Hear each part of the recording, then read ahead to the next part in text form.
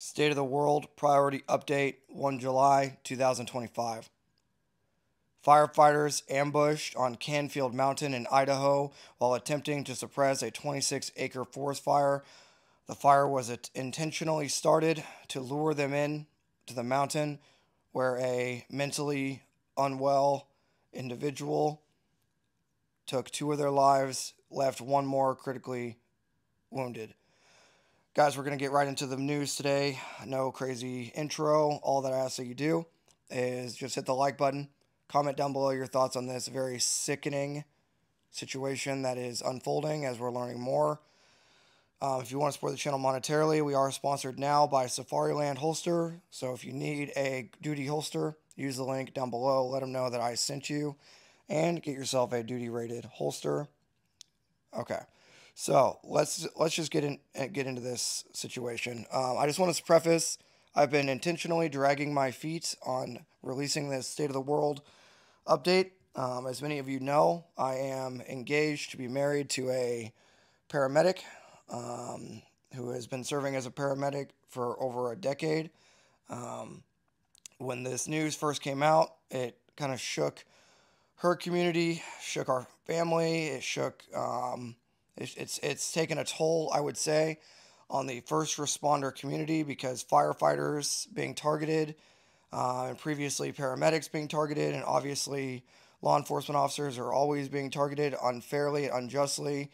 I have family that is law enforcement and engaged to a paramedic. So I just want to say before we get into the specifics of this video, I apologize for the later release, but there's not a lot. There's a lot to say, but at the same time, it's one of the most sickening, horrific things that can happen, like in in our society, in our community, in our culture. Ambushing individuals that are meaning no harm, that are literally trying to save their communities by going out and stopping a fire, and the fact that two of them never went home, and one of them is still in the hospital, and several others wounded. This is a heavy story, okay? So before we even get into it, I just want to say, my thoughts go out to the families. My thoughts go out to anyone that was impacted by this. If you are a first responder and you are struggling, well, reach out, get help. Reach out. There's tons of resources for you. There's people that are willing to talk, okay? So let's get into the news. A 20-year-old suspect, I'm going to refer to him as a man several times in this. Understand that is the technical term. I do not respect him in any way. A 20-year-old suspect, Wes Rowley, intentionally started a brush fire on Canfield Mountain to lure firefighters in, then ambushed them with shotgun fire before taking his own life. The individual is alleged to have used a 12-gauge shotgun loaded with slugs.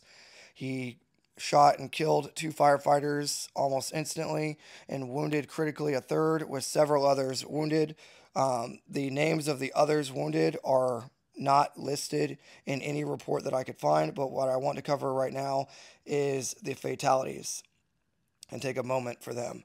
Battalion Chief Frank Harwood, 42. He was the counter fire and rescue. He served for 17 years of service. He was in the Army National Guard and a father of two. So Battalion Chief Frank Harwood. Battalion Chief John Morrison, 52 years old. He joined the fire department in 1996 with over 28 years of service. Injured critically, David Tisdale, 47 years old, critically wounded and has undergone multiple surgeries and remains hospitalized. So I just want to take a moment to remember Chief Frank Harwood and Chief John Morrison, and keep our thoughts and prayers for Engineer David Tisdale, 47 years old, critically wounded, and is currently still hospitalized. Okay, so a timeline for the event. The attack began around 2 p.m., and after several hours of gunfight and gunfire, authorities located the suspect at 7:40. So from 1400 to 1940 is how long this fight took place and this exchange. The individual has been, when he was found, is alleged to have taken his own life. Okay, now there are conflicting reports that if he may have also had a .22 caliber rifle on scene that was not fired, but we do know that the 12 gauge shotgun loaded with slugs was fired. I want to talk about Wes Rowley, this man. Wes Rowley, parents divorced when he was 15 and he was left with his mother. This brings up a societal issue for Western society, as we have a lack of father figures here in the United States. This man was taken into, I guess, you know, yeah, not custody, but yeah, that she had full custody of him, and obviously there was a behavioral decline. His roommates noticed throughout his life a behavioral decline in his mental health. He posted on social media himself camouflaged with a song called Hunter right before the attack, saying he's going hunting. This individual is alleged to have transitioned or had some sort of transition process from male to female and then back to male. I think you guys all know my thoughts on that. That is just a mental illness. Obviously, it's a mental health issue, and I do believe it took a major effect on the situation as this individual was unwell. Additionally, this individual has spent time in county jail where after assaulting a woman with a knife, and a judge let him out on a very, very light sentence with 180 days confinement, but with 150 days served, he only had to spend 30 days in jail for assaulting a woman with a knife. He also has made threats to his neighbor that if they come out, he's going to shoot them on their porch.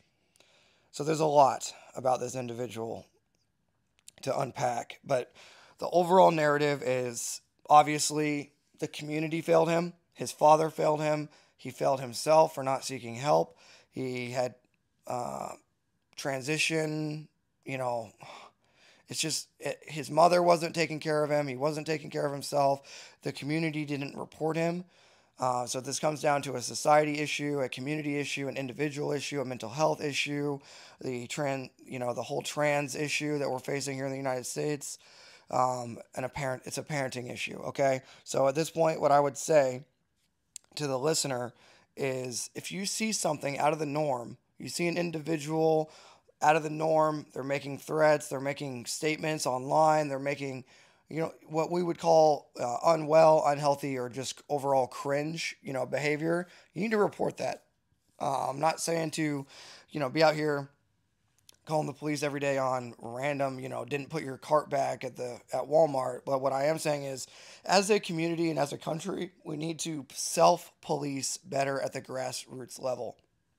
I have a large community for larger than I would ever have expected here on YouTube with you guys. And if I see you post something, I'm going to, hey man, are you good? Like, what is this about? I'm not just going to let things slide, right? And I think as a community, we need to self-police our each other. Like, hey man, do you need to talk to somebody? Do you need to talk to me? Do you need a minute to, let's go over what you're saying and thinking right now and your behavior, because it's not adding up. So I think we need to self-police at the community level. And if we see a parenting issue and an upbringing issue, if you're a father, you need to be a father figure, okay? You need to actually coach and mentor your children and make sure that this poor ideology and behavior does not take place. I want to talk now, transition into the law enforcement response. Over 300 officers responded, including SWAT teams, FBI agents, aerial support, and a temporary no-fly zone was established during this incident. Fire tactics: the fire crews were forced to retreat behind the apparatus shelter in place. Many firefighters were targeted and literally, suppressed so they couldn't move. So imagine you have an individual that's wearing face paint camouflage, they're wearing head-to-toe camouflage, it's in the woods and the mountains, you're responding to a fire in full gear so you can barely see or hear as it is in your equipment, and now you're being shot by a psychopath, a deranged individual. This whole thing is just sickening, to say the least. The motive, still undetermined at this time.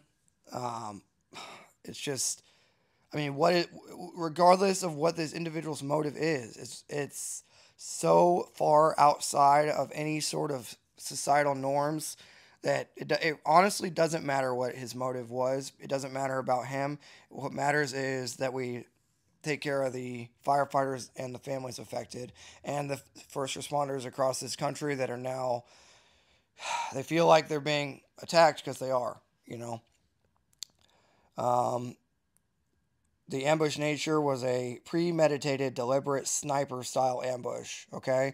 Allegedly, when the firefighters arrived on scene, he tried to lure them in even closer and had an interaction with them before beginning to kill them. So this is just horrible.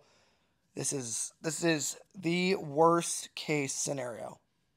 He had an interaction with them before murdering them in cold blood. This is the it's like one of the worst things that could have happened. 26 acres were burned, okay? Obviously, the suppression was delayed due to the ambush. Idaho Governor Brad Little ordered flags held at half-mast. There's public grief echoing, obviously, throughout the country right now. Tributes, including overpass and roadways lined with flags for the funeral procession. I mean, this is bad, guys. Obviously, this is bad. I want to get into the broader implications. This is a part of an alarming rise of targeted attacks on firefighters and first responders, such as paramedics, across the country. Safety protocols and response departments nationwide are boosting law enforcement support on emergency calls. If you're a paramedic or a firefighter listening to this, I would be very cautious to responding without law enforcement support. You guys, we got to work together.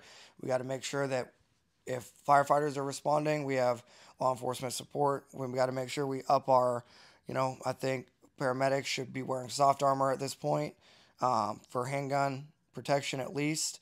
That would have potentially saved up to 44 Magnum, so it could have, if hit in the chest, may have stopped some of these slugs, but honestly, we're getting to the age where I think paramedics need to be wearing rifle armor as well as police, and this obviously, due to the nature of the firefighter's uniform, they will not be allowed or able to wear body armor. So it's we just got to do better at making sure we check each other's back. This goes for not only first responders but military as well. If something seems out of the norm, or we just got to do our best. Okay, that's about as much as I want to talk about this. I just want to end on the trends and safety. Authorities are still awaiting the autopsy for further evidence, but at this point, I think what matters most is we process what happened here. We make sure we look left and right, check each other, make sure everyone's okay, is on baseline, and then I think we look ahead, look forward, and see, okay, what can we do as a community to make sure this type of mental health incident doesn't occur in the future. If you see, social media posts by somebody that is clearly deranged, if you see actions of somebody, if they are, in a family that is a divorced, a torn apart family where there's no father figure, the mother is not raising the child, right? We need to step in, make sure there's a father figure. Not that there's not good mothers, right, across this country raising, as single mothers. That's not what we're saying. We're saying all young men and women need a father figure. They need a strong father figure to show them good morals, principles, and how to be a man or a woman, right? The father figure is a position in this country that I don't really need to explain. So we just need to look left and right to the families that may be impacted in this way. If you see something struggle with mental health, such as talking about wanting to transition, that is obviously a clear sign that they're unwell, and we need to check that at the door and get them the help they need. Yeah, this is a heavier video, but it needed to be put out. Nighthawk kind of told me, she's like, if you don't want to make it, I will. So I made the video. Here you go. I hope this helps raise awareness for my audience. I hope this helps raise awareness for anybody you share the video with, to just let them know that this happened. If they're a first responder or even a prepared Minuteman, everyone needs to be checking their community. Again, hit the like button if you enjoy the State of the World updates. comment down below and interact with the video. It helps out more than you know. If you need a duty grade holster, a duty rated holster, the sponsor of the channel moving forward is Safariland. So I will post a link down below where you can click on the link and you can, support this channel. You get a 3% to 7% discount if you let them know that Trench Grenade sent you. All right, guys. Thanks for being here. And until next time, it's going to be Trench Grenade, your average state of the world priority update video. Enjoy her. Your mom says we have an all signing out. Cheers.